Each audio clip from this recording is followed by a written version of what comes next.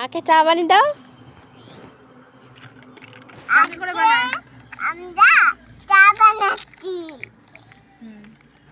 চয়াটা বসে দিব, তারপর চা বানাবো।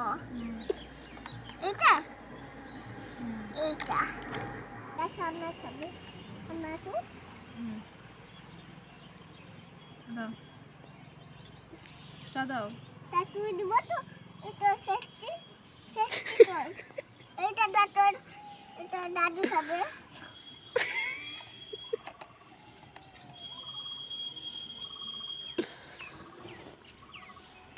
হলো তোমার রান্না রিদ্ধিমা? খাইছে তাহলে দেখো, এবার আমাকে চা দাও একটু। দাঁড়াও।